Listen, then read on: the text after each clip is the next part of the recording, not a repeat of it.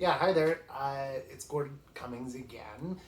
So you're with me in my comic collection, which I have been sharing with you over the course of these reviews. I wanted to give you just a brief overview as to why I'm doing some of these videos and some of these reviews. Yeah, so you're seeing my collection here, and I want to give that message that a lot of people who do reviews do receive free copies of the works that they're reviewing. I want you to know that that's not the case for me. I went on a bit of a binge last year with spending a lot of money on books and have amassed quite the collection of Canadian graphic lit.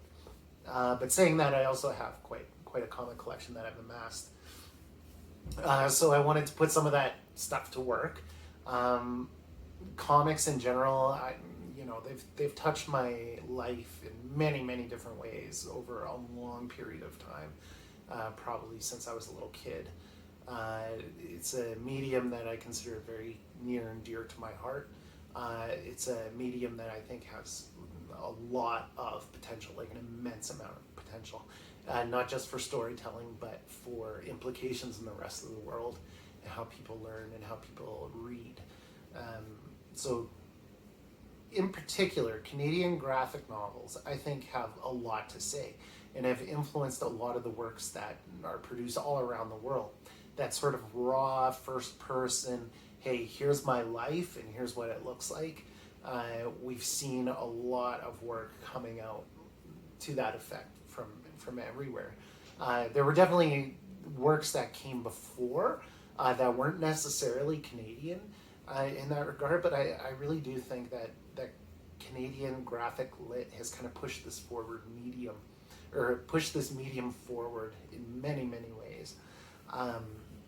So I believe that the Canadian graphic novel itself as a genre has a lot to say, like I mentioned, and a lot to say in terms of a lot of the themes that you see in Canadian literature in general. I'll get to that in a second. Really, a lot of this pushing forward of the graphic medium as a literary work, I think in Canada has a lot to do with, say, like the Toronto Three, so Seth, Joe Matt, and Chester Brown. Their work definitely got me interested more in this genre of comics. So like I mentioned, I've amassed a good collection. This is me putting it to work. I have a love of the medium. And, Al Purdy, a very famous Canadian poet, somebody that I fit in the lineage of in some way. Or my grandma was his cousin or what have you. One of Canada's great poets. And one of the things that he said about poetry is that it should be accessible to the everyman. It shouldn't be something that belongs to sort of this elite class or elite group of people, as was happening in Canada at the time, because it was a lot of the wives of very wealthy Canadian politicians that were kind of running the show in Canadian poetry. So he changed that. And I think that Canadian graphic novels kind of fit that same piece. It's an accessible medium for us to get insight into Canadian life, or beyond Canadian life, as so many of these authors are not necessarily writing true stories or autobiographical content. But it really is a medium of the now, and it is a genre of the now. Canada has such a good representation of graphic lit, and I want to dive into that and play around with it. But as I mentioned before, there's some themes in Canadian literature in general that you tend to see, like the journals of Suzanne Moody, all the way up to current times. Survival is often a pretty common theme in Canadian literature. So that's one thing that I look out for when I'm reading these works. And the reason for it being such a common theme in Canadian lit and Canadian graphic lit is because we have to contend with our weather here. Our weather sucks for half the year. You're seeing all these videos that I'm doing out and about in these very beautiful landscapes. And it very much so is. And it's beautiful during the winter too. But winter does make life pretty hard and miserable for a lot of Canadians.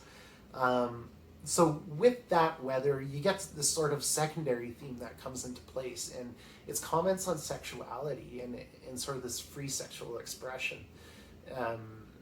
Yeah, and I'll review some books that definitely touch on that theme. But what else are Canadians doing during the time that it's so damn cold outside? They're inside keeping warm with their loved ones. So yes, sexuality does express itself, as does family dynamics in a lot of Canadian graphic lit, which of course is priceless content. When we get into more of the modern Canadian lit, you get into those themes of identity and how you fit in. So sexuality, that was a common theme in sort of this older age of Canadian literature. It emerges more so as this exploration of sexual identity.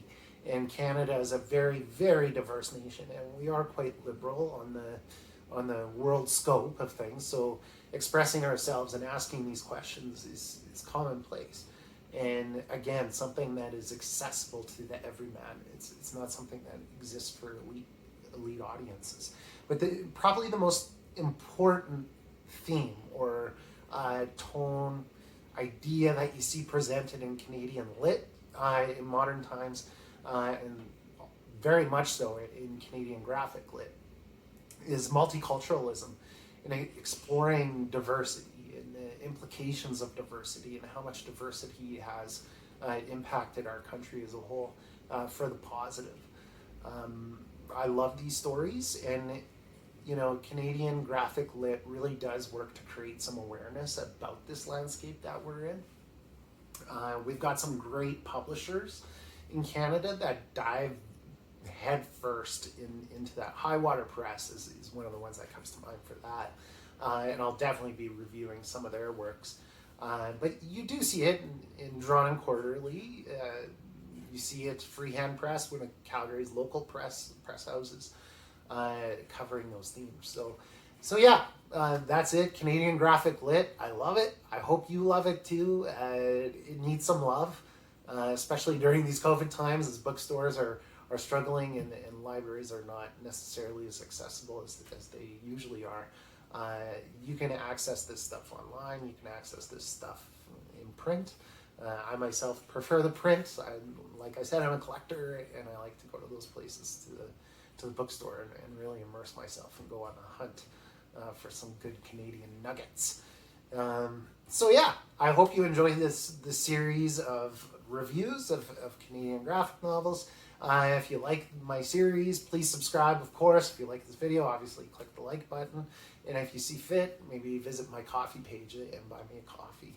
But thanks a lot for joining me in this exploration.